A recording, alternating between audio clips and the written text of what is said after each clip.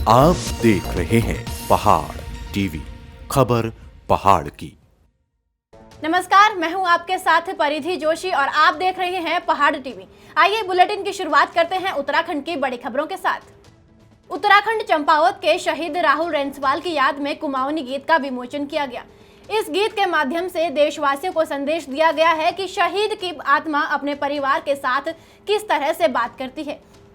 अपनी मां, पत्नी, पिता से शहीद की आत्मा के बात करने का यह वीडियो बहुत ही मार्मिक है। राहुल रेंसवाल जी पर आज हमने जो यहाँ पर गीत लॉन्च किया है, इस गीत के माध्यम से हमने ये दिखाने का प्रयास किया है कि क्योंकि हमेशा भी एक वीर के साथ, शहादत के साथ दो पहलू होते हैं। एक तो कि देश को, परिवार को हमेशा जो है उन पर गर्व महसूस होता है। दूसरा पहलू एक ये भी है कि उसके बाद, उनके जाने के बाद उस परिवार के साथ एक विरह होता है, पत्नी के साथ, क्योंकि एक पिता ने अपने पुत्र को खोया है और एक पत्नी ने हमेशा के लिए अपने सिंदूर को खो दिया। एक माँ ने जिसे 9 माह गर्भ में पाला, ऐसे बेटे को उन्होंने जो है अपने गोद से उसे बेटे को खो दिया। तो इस गीत के माध्यम से हमने यही दिखाने की कोशिश की। चंपावत जिले के लोहाघाट नगर की कुंजिका वर्मा ने वेस्ट मटेरियल से खूबसूरत राखियां बना रही है। उनकी राखियां फेसबुक और व्हाट्सएप पर ऑनलाइन हाथों हाथ बिक रही है। अभी हम ये कुछ राखियां बना रहे हैं और जैसे पुराने कार्डबोर्ड हो गए, प्लास्टिक की बोतल्स हो गई और जैसे डोरियां हो गई, कलावा हो गया, तो इन सब का यूज़ करके राखी बना रही हूँ। और पहले तो मैं अकेले ही काम करती थी, अभी मम्मी और भैया भी मेरी हेल्प करते हैं। सूबे के मुख्यमंत्री त्रिवेंद्र सिंह रावत ने प्रदेश के 13 जिलों में 13 डेस्टिनेशन योजनाओं का शुभारंभ कर दिया है। इसके तहत जनपद पौड़ी के सतपुली झील में पर्यटकों को लुभाने के लिए हब भी बनाए जा रहे हैं। चमोली जिले के थराली विकासखंड के सोल घाटी में 2013 की आपदा में कई गांव का एकमात्र संपर्क पुल ढाडर बगड़ का पुल बह गया था, लेकिन अभी तक का पुल का निर्माण दोबारा नहीं हो सका है, जिसकी वजह से लोग अपनी जान हथेली पर लाकर लकड़ी के पुल पर चल रहे हैं।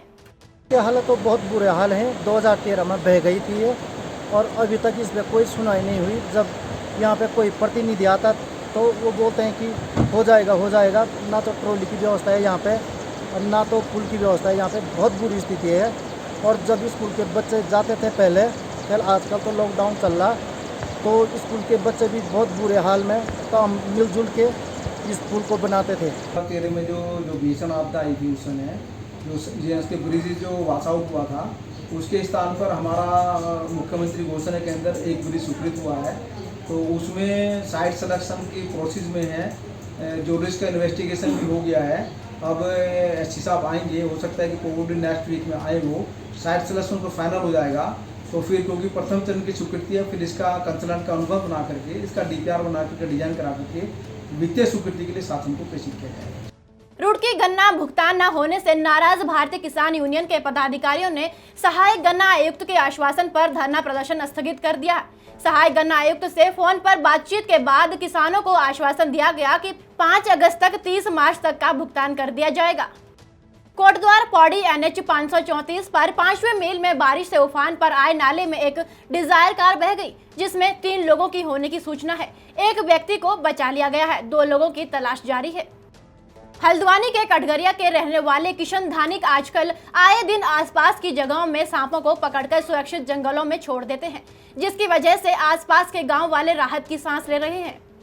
सरकार जहां स्वरोजगार की बात कर रही हो, वहीं इस वैश्विक महामारी कोविड-19 और लॉकडाउन के समय राज्य के विभिन्न जिलों टिहरी गढ़वाल, उत्तरकाशी, चमोली, बागेश्वर आदि में गठित महिला स्वयं सहायता समूह का वित्तीय वर्ष 2020-21 में अनुबंध नवीनीकरण नहीं हो पाया है, जिस वजह से फेडरेशन में कार्यरत कर्मचारियों और हजारों महिलाओं की आजीविका पर गहरा संकट मंडराया है। कोठरी मांडवाला देहरादून में सड़क चौड़ीकरण के नाम पर प्राचीन शिव मंदिर एसडीएम विकासनगर के नेतृत्व में तोड़ दिया गया था, जिसको लेकर कल विश्व हिंदू परिषद, बजरंग दल, सैलाकुई के पदाधिकारियों और डूंगा ग्राम वासियों ने एसडीएम विकासनगर से प्राचीन शिव मंदिर के ध्वस्तीकरण और निर्माण के बारे में बातचीत की, जिसमें एसडीएम से मंदिर ध्वस्तीकरण का कारण पूछा तो एसडीएम ने नैनीताल हाईकोर्ट का हवाला दे दिया। ये प्रशासन द्वारा माननीय एसडीएम साहब के नेतृत्व में मंदिर तोड़ा गया था। हमने आज एसडीएम साहब से मुलाकात करी और एसडीएम साहब को एक एप्लीकेशन दी है, जिसमें हमने साफ साफ शब्दों में ये कहा है कि शनिवार को हम लोग मंदिर का निर्माण वहाँ शुरू करेंगे, जो हमें ज़मीन अलॉट की गई है।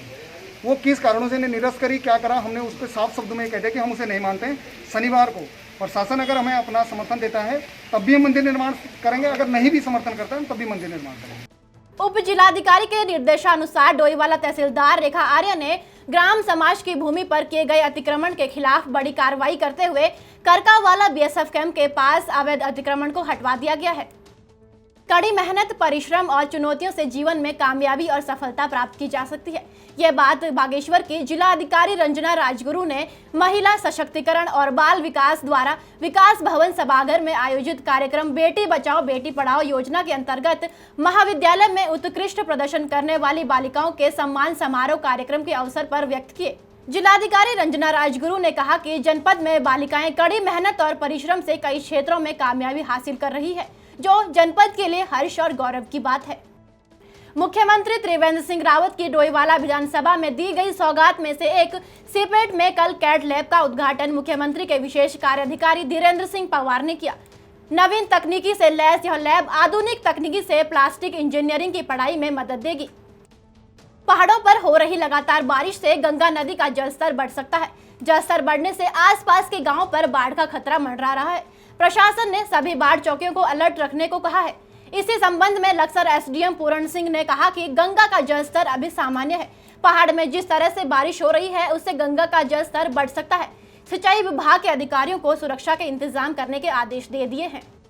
हेमवंती नंदन बहुगुणा केंद्रीय विश्वविद्यालय श्रीनगर गढ़वाल के छात्रों ने कुलपति को ज्ञापन देते हुए मांग उठाई कि कोरोना आर्थिक संकट के दौर में नए सत्र में प्रवेश लेने वाले छात्रों की शुल्क माफ की जाए। साथ ही चौथे और छठवें सेमेस्टर की बैक पेपर की तारीख सुनिश्चित की जाए और छठवें सेमेस्टर के छात्रों को असाइनमेंट और इंटरनल के आधार पर परीक्षाफल घोषित किया जाए। साथ ही छात्रों ने ऑनलाइन क्लासेस दोबारा चलाने की मांग उठाई है। आज हम लोगों ने अपने विश्वविद्यालय के कुल सचिव महोदय से मुलाकात की और उनको एक ज्ञापन सौंपा है और उस ज्ञापन में हम लोगों ने ये मांग करी है कि जो फाइनल ईयर के जो छात्र हैं जिनकी परीक्षाएं करने को लेकर के विश्वविद्यालय प्रशासन और यूजीसी तैयार है, तो उन छात्रों को 50% पिछले सेमेस्टर के आधार पर और 50% वर्तमान सेमेस्टर के इंटरनल असेसमेंट के आधार पर जो असाइनमेंट लिया गया है उसके आधार पर उन सभी छात्रों को, फाइनल ईयर के छात्रों को प्रमोट करने की हम लोगों ने मांग करी है। उसके अलावा एक मांग हम लोगों ने विश्वविद्यालय प्रशासन से ये करी है कि जो हम लोग देख रहे हैं कि इस कोरोना महामारी के कारण तमाम लोगों के रोजगार छिन गए हैं, तो इसको देखते हुए हम लोगों ने विश्वविद्यालय प्रशासन से मांग करी कि आने वाले सत्र में जो लोग फर्स्ट ईयर में प्रवेश लेना चाहते हैं उन सभी जो छात्र हैं उनको, जो आर्थिक रूप से कमजोर लोग हैं, उनका जो शुल्क है वो माफ किया जाए। चमोली जिले में नंदप्रयाग के पास एक पहाड़ी टूटने से उस वक्त लोग दहशत में आ गए जब पहाड़ी का मलबा बरबरा कर सड़क पर गिर गया।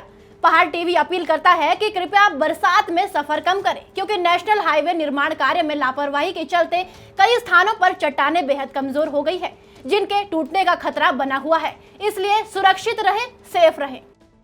उत्तराखंड की बड़ी खबरों में फिलहाल इतना ही। बाकी जानकारी के लिए हमारे साथ जुड़े रहिए और देखते रहिए पहाड़ टीवी। उत्तराखंड की हर छोटी बड़ी खबर के लिए सब्सक्राइब करें पहाड़ टीवी। खबर पहाड़ की, बेल आइकन दबाना ना भूलें।